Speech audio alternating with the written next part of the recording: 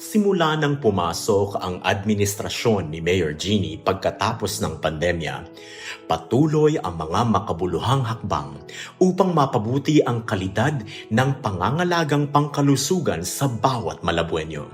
Pinalaki at pinahusay ang serbisyo sa Ospital ng Malabon at sa 4 nating Super Health Centers na nakatuon sa pagbibigay ng suportang pangmedikal. Kabilang dito ang pamamahagi ng 20 million pesos upang tulungan ang mga babaeng sumasailalim sa paggamot para sa kanser. Unang-una, may consultation kami anytime, walang problema. Ngayong super health na kami, open kami 24/7.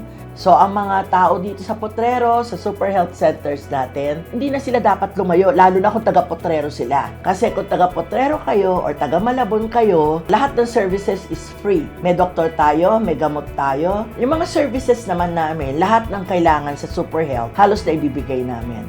Mahalaga po yan dahil po kasi ang Super Health Center tulad po sa mga mahihirap na hindi kaya magpatingin sa mga may bayad, syempre mahirap. Tulad po ng laboratory, gamot na hindi namin kayang bilhin dahil mahirap. Wala naman po masasabi, pag dumating ka po dyan sa gate, lalapitan ka kagad nila, interviewin ka nila kagad kung ano yung ipapacheck up sa mga bata or sa akin na buntis. Ayun po. Chinek up yung lalaki ko dahil nangingitim na. Sabi ni Dr. Corpus, ooperahan na raw ako. Tapos kinuha na ako nung Sabado, dinala ko sa operating room para putulin na yung daliri ko sa pinanging lalaki para makalakad na ako. Kaya nagpapasalamat ako sa kanila na natulungan ako sa pag-opera sa akin. Meron tayong moral na obligasyon na magtulungan upang magdala ng pagbabago. Sama-sama nating isulong ang Malabon bilang isang lungsod na parehong may kakayahang makipagkompetensya at maging mapagkawang gawa. Nang dumating ang Blue Card sa pamahalaan ng Malabon, ay malaking bagay sa mga bawat mamamayan ng Malabon. Tulad ko, kaming mga senior, malaking bagay ang naitulong. Siyempre, naibili ko ng vitamins, maintenance na gamot, pagkain, at mga ibang bayarin. Sana ipagpatuloy pa ng ating Mayor, Jeannie Sandoval. O talagang maganda kasi nakakatulong sa mga tao, sa mamamayan. Masaya po kasi laking tulong sa amin to eh. Tulong po yun sa pambili ko ng gamot kasi may maintenance na ako eh. Ngayon kahit paano buwan-buwan may dumarating pambili ko ng gamot. Malaking tulong sa amin yun. Nauunawaan ni Mayor Jeannie ang pakikibaka ng ating mga mahal na lola at lolo at ang mga problemang pinansyal na kaakibat ng pagkawala ng isang mahal sa buhay. Kaya naman, ang pamahalaang lungsod ay namahagi na ng mahigit 1 milyong piso para masuportahan ang kanilang pangangailangan. Nung namatay si Papa, ang laking tulong po yung tulong pinansyal.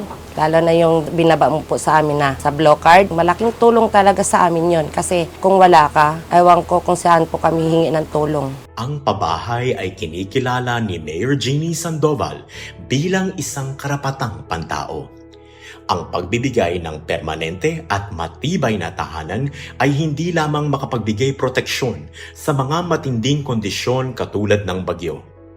Ito ay makakatulong rin sa pagkakaroon ng trabaho dahil meron ng permanenteng address at makakatulong sa mga bata na tumuon sa kanilang pag-aaral dahil meron na silang sapat na espasyo. Kaya patuloy na magiging pangunahing prioridad ni Mayor Jeannie ang pabahay sa Malabon. Sa ngayon, ang lokal na pamahalaan ay nakapagpatayo na ng 23 gusali na makapagbibigay ng pabahay sa 1,380 pamilya at 538 pamilya na mula sa iba't ibang barangay ang nakalipat. Nung nalipat kami rito, medyo pakiramdam ko medyo safety kami dahil maganda naman yung aming nalipatan. Masaya po ako dahil po napunta pa ako sa isang lugar na maayos po. Ang mensahe ko po sa kanya ay sana may pagpatuloy niya po ang kanyang mga programa sa mga mamamayan ng Malabon. Mahal natin ang bayan ng Malabon. Mahal natin ang bawat Malabueño. Ito ang ating tahanan. Gagawin natin ang lahat para maging lugar ito ng pag-asa, oportunidad at kasaganahan para sa bawat Malabueño.